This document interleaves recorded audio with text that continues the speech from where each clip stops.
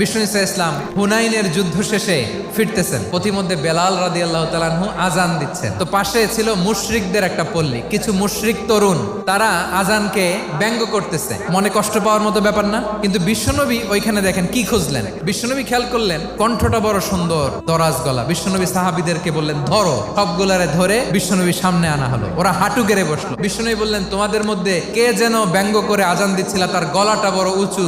আবু মাহজুরা বলে আমার বন্ধুরা সবাই আমার দিকে আঙ্গুল দেখায়। আবু মাহজুরার মাথায় হাত দিয়ে বললেন এবার আজান দাও দেখি। আবু মাহজুরা বলে আমি তো আজান দিতে জানি না। বিশ্বনবী বললেন তাহলে আসো আমি তোমারে শিখাই দেই। বিশ্বনবী একটা বাক্য পরে, আবু মাহজুরা পরে, বিশ্বনবী পরে, আবু মাহজুরা পরে। আবু মাহজুরা বলে এক একটা বাক্য পড়ি আমার কলিজাটা গলে ঠান্ডা হয়ে যায়। বিশ্বনবীর সাথে দাঁড়িয়ে উনি শাহাদা পড়ে মুসলমান হয়ে গেলেন। বিষ্ণু ইসা ইসলাম বললেন যাও আবু মাহজুরা, আমি তোমাকে পৃথিবীর শ্রেষ্ঠতম মসজিদ মক্কার মসজিদুল হারামের মুয়াজ্জিন হিসেবে অ্যাপয়েন্ট করে দিলাম।